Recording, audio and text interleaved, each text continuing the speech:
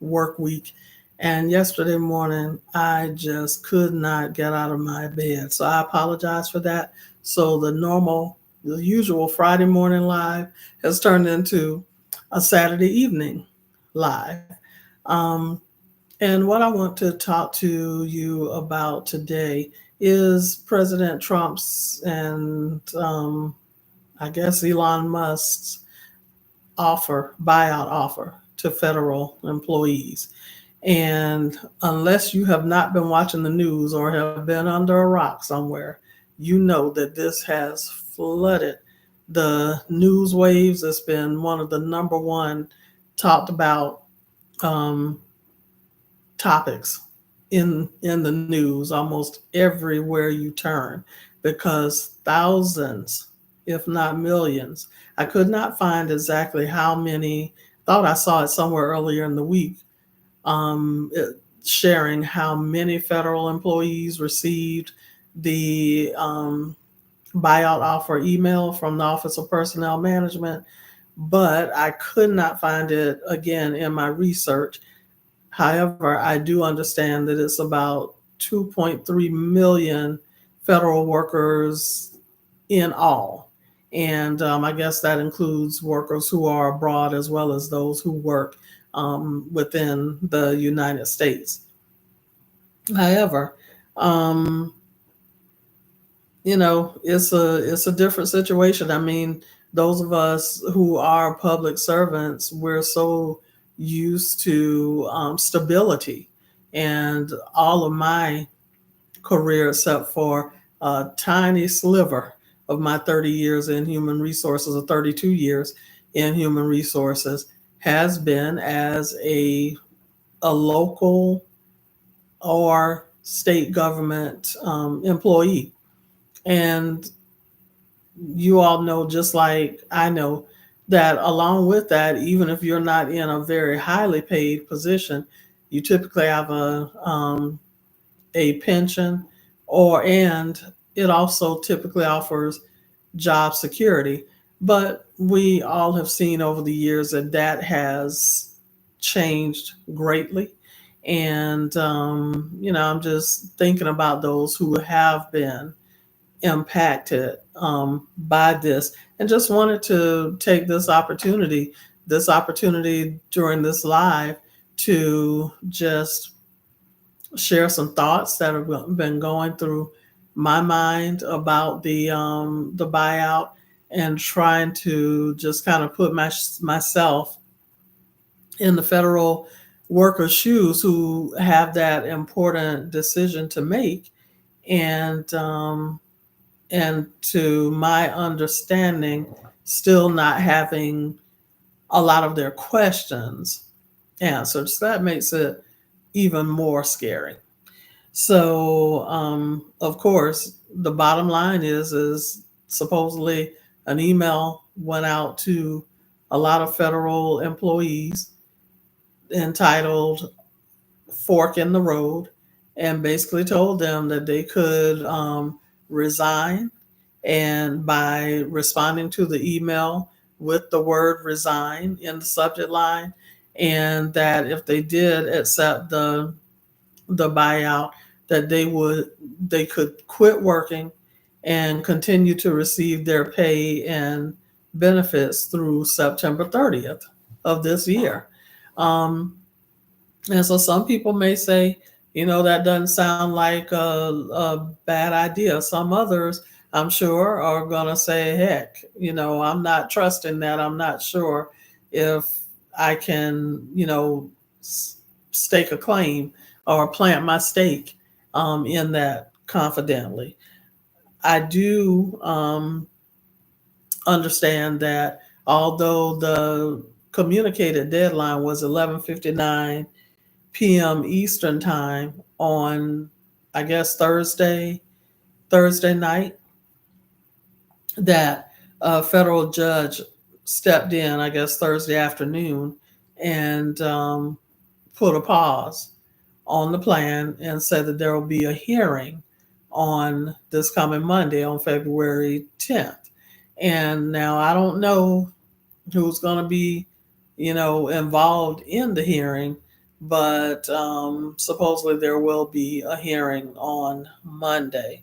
So there's still many unanswered questions, even though I understand from my research that a contract that the White House staff did provide a contract. I forgot to which agency. I'm thinking they said to the Department of Justice, but don't quote me on that. It was something I saw in one of the articles, but if I were a federal employee, I know that I would still have a lot of questions. And some of the questions that come to mind, because I am a human resources professional and work with people who retire, who resign, who get, unfortunately fired, um, sometimes even laid off, that some of the questions that will come to my mind would be, when is the employee's last day of work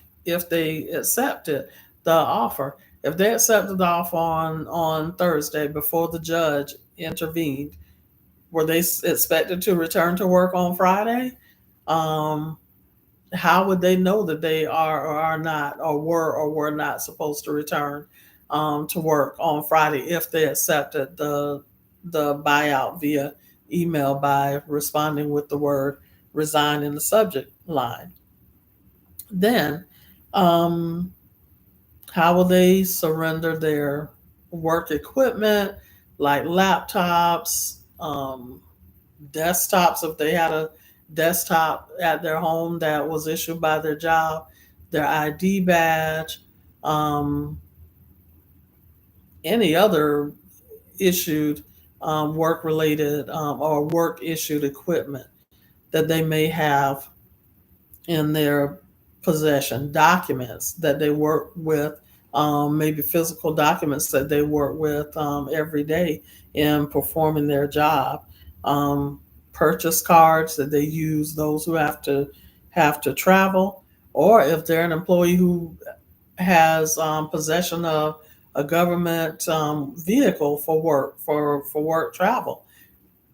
How and when do they and where do they surrender those items? And how will they be accounted for? So just sort of questions around the exit process. Another one is, how much of their benefits, let's say I'm within 3 months of full retirement age and service, are you going to let me stick around for 3 months to finish out my 30th year so that I can get my full excuse me, my full benefits? I mean, how is it going to impact? Someone who I spoke with did say that they're waiving the age requirement, but I wonder about the service years as well. I didn't get to ask them about that. Also, I'm sure that many of the employees, the federal employees who are impacted by this, are wondering, will they really continue to be paid, or will they be um, left empty handed, like many of the Twitter or X employees reportedly were left empty handed and have now filed lawsuits against Elon Musk. Um, because they have not received the pay and benefits what that was promised to them. Also, when can they expect to receive their payout? Will it be paid to them as a lump sum? If so, when will they receive that? Or will they continue to receive their pay as a normal paycheck and um, be able to just kind of continue to coast and use this time to look for another job? um like I said, 60,000 plus federal employees have already accepted the buyout. And my question would be, if I were them, if something changes as a result of the hearing on Monday that the judge said will take place, do those people get to rescind their acceptance if they would like to? Um, just something to think about. And I saw read a couple of news articles and saw a couple of news reports on the news, and then did some additional reading in preparation for this session. And as you can imagine, many of the federal employees who received that offer, they have expressed concern because they feel like they're being forced to accept the buyout. And I think many of us, I should say, I think many of us could understand that they would feel that way. As a matter of fact, in one of the articles that I read, um, the one of the federal employees said that they actually thought that it was a phishing email, that it was a scam, and so they sent it to reported it as a phishing, PHISHING. They reported it to their cybersecurity team to check it out because they said it didn't look like the normal correspondence that they would normally get from the Office of Personnel Management, aka OPM, which is the federal government's human resources um, organization. Um, let's see. So, do you think that those um, who accepted the buyout before the judge's intervention, will be allowed to change their mind? And do you think that the buyout will be ruled unconstitutional or illegal? I know some unions and other groups who are representing. I'm sorry, allergies are acting up. Um, do a lot of those groups have said that it's illegal. So I'm just wondering, how are you feeling out there? Um, do you think that the offer was discriminatory in any way? Do you think that more of any one group of employees received the buyout offer, than other particular groups of employees?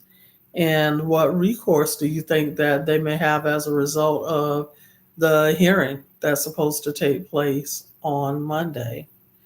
Um, what recourse do you think they should have? That would be interesting to know as well. And then for those of you who are federal employees who are viewing this, if you received, share with us if you feel comfortable in the comments if you received the buyout offer, and if you feel comfortable, let us know if you accept it or if you decided not to, and just kind of briefly share why you decided one way or the other. And then for those of you who are watching who have never been a federal employee, um, how do you feel about this offer on its face? Do you think that it seems fair? Do you think that it is legal?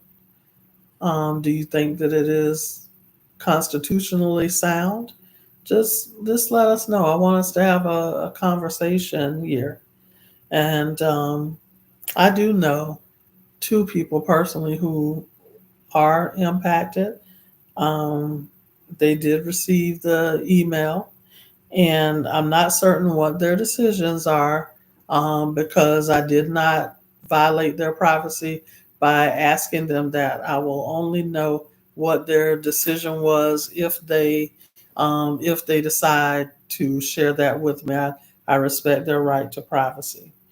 Um, and if they did accept before the judge intervened, I'm not even sure of that. Um, but I did recommend that they make sure that they have a copy of everything for their records in case they, need it later. Because a lot of times when employees are caught off guard like that, they're not thinking straight. I mean, it's just like any other type of traumatic, situation that you may find yourself in, that, you're caught so off guard that you can't think straight, can't think logically, excuse me, or clearly. So, on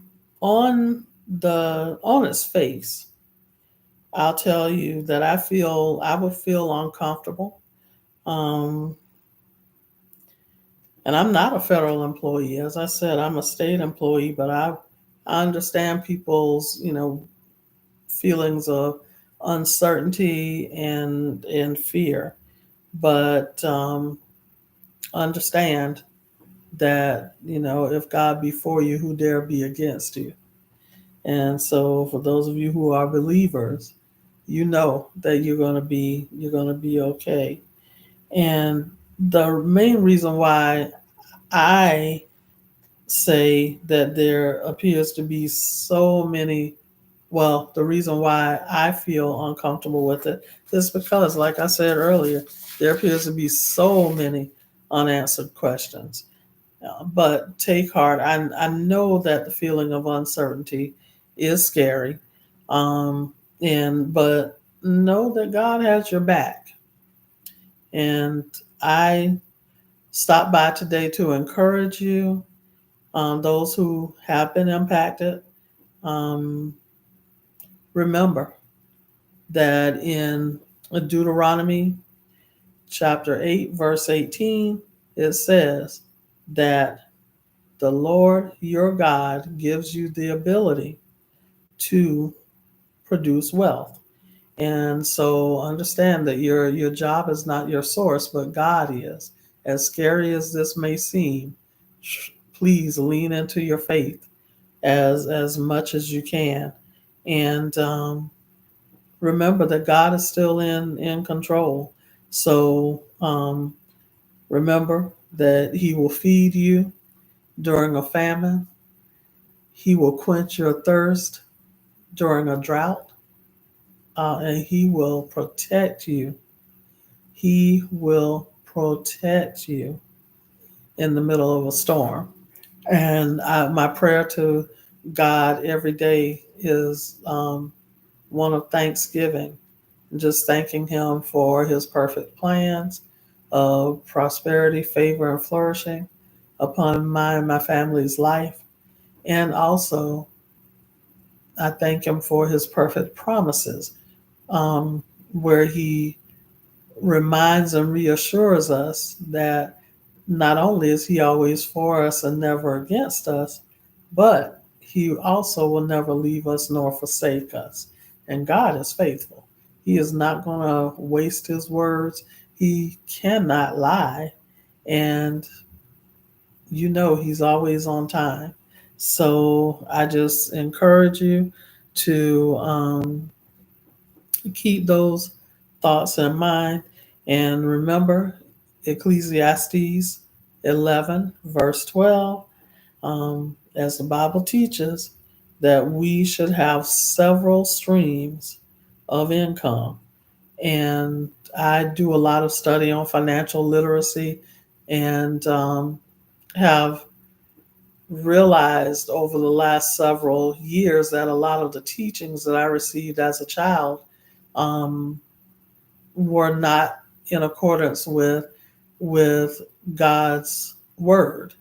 And so please understand that the Bible does teach us to have several sources or streams of income, and that's why God gave all of us unique talents. Um, we are to multiply those talents, and by using them to help others. And I'm reminded of Proverbs 22, verse 29, that asks, "Do you see a man skilled in his work? He will stand before kings. He will not stand before obscure men." So That's akin to God, to your talent, your gift, making room for you, because the Bible says that too, that your gift will make room for you. And then Matthew 25, verses, I think 14 through 30, I believe. I'll have to confirm that. Um, that those multiply, who multiplied their talents, were rewarded with more. That's the parable of the talents. And the one who did nothing with his talent, because he feared that because the master was a hard man, that if he lost it, that um, he would be shunned, and he was rebuked anyway because he did nothing with his talent. So I would encourage you to ask God for divine guidance and wisdom. If you haven't already, ask Him, how can you use your talents that He has given you to do His will and to enlarge His kingdom? And the rewards will come. And so many of you know that my business, the first part of my business, which is my blog, HR by Namtique, was birthed from my prayer to God in January of 2016. And I asked Him to show me how I could use His talent, the talents that He planted inside of me, to help others and to create additional streams of income for my family. And yes, it is a challenge. It is often a challenge because I still work as a full time employee and I thoroughly enjoy it. But sometimes I work very long hours. I have very difficult days because I do employee relations. Employee relations is a very significant part of my role as associate director of human resources. And so I am mentally and emotionally worn out a lot of days when my work day ends. But God is faithful, and I know that He will reward me, for He'll bless me for being obedient to His direction. And so think of ways that you can use your natural talents to help others. I know when I prayed my prayer in January of 2016, by March of 2016, oh my God, I had heard about blogging. I knew it existed, but I didn't have a lot of information or a lot of understanding as to how it worked, and particularly how bloggers get paid. And but by March of 2016, just 2 months later, God had put so many resources in my path to teach me the things that I needed to know. And that still wasn't easy. It was a challenge, but it tested me. It tested my faith. It tested my endurance. It tested my steadfastness. It tested my consistency, my commitment. But it was all worth it. Um, and so I implore you to ask God, or you think of ways, you pray to God and ask Him to show you ways that you can use your God given talents to help others. You never know what doors God will open for you as a result of that one act of obedience from you. He may be so pleased that that could be the thing that just pushes you across the finish line. Um, I've been blessed in so many ways to speak at online forums, been featured in some online articles, and have met so many great people. I would not trade it for the world. So, and don't do like I did for years and years. I would get so tired, and I didn't, put myself in a position where, with working full time and having my side passion, I mean, there were just not enough hours in the day.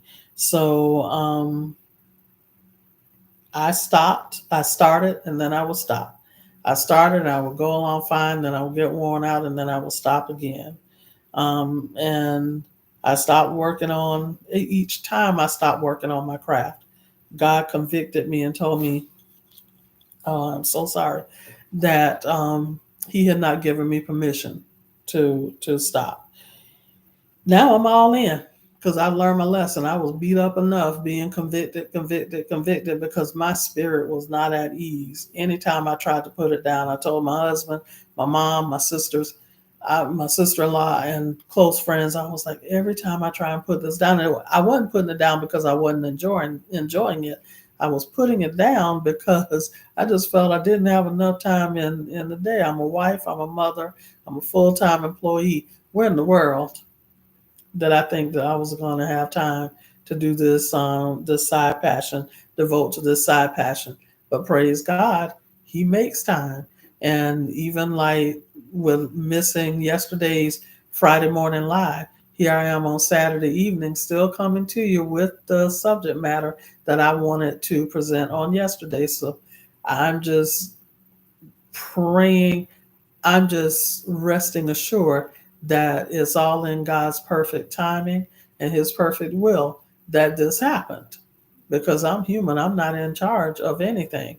But God has made it possible for me to come to you at this time, even though I missed what would have normally been my scheduled time. So raise your head high, stick your chest out, and step into this next chapter of your life. Like my mom told me when I lost my job unexpectedly several years ago, sometimes God closes one door so that we can recognize the new door and opportunity that it brings when He opens it. So I encourage you to stay prayed up, walk in your divine authority, and you will be victorious. You will be victorious. And I say it again, you will be victorious. And I hope you found value here. If you have, please smash that like button, um, subscribe when you're ready, hit the notification bell, and go in and select all so that the algorithm knows that you think that this was great content that others need to see. And if you would like to work more closely with me, I'll have all of that information in the description below. Know that I am on a mission to help you live your very best career life. So share this content with others as well. And know that, a lot of you probably are rusty on the job search process. On top of that, you may, because of the current state of the uncertainty of the federal workforce, you're probably going to be looking for jobs in corporate America, or maybe at lower government levels like state, um, county, city government, a local government, tribal government, or what have you. Please know that in my 32 years of as a human resources professional and still being in the workforce, that I can help you to become job search ready. I have plenty of videos on my YouTube channel at HR by Namtique 167 that you can go back and you can watch, and prayerfully they will help you to feel more confident as a new job seeker and get you job search ready. As I said, also know that a new cohort of my career search RX coaching program will be kicking off on March 7th. That's just a month from now. I would love to have you join me, and I will have that information in the description as well. And join me for a Friday morning live every Friday morning, or most Friday mornings, I should say, at 7 a.m. on YouTube at HR by Namteek 167. Also, check out my many other videos on my channel. I would love for you to send me a question or a comment, and so that I can engage, with you. And who knows, I may feature your question or comment as a topic for one of my videos. So I will be very excited and very honored to be able to engage with you in that way. But until next time, I wish you nothing but continued career success, peace, and that surpasses all understanding, because God has got your back. Looking forward to seeing you next time. Bye bye.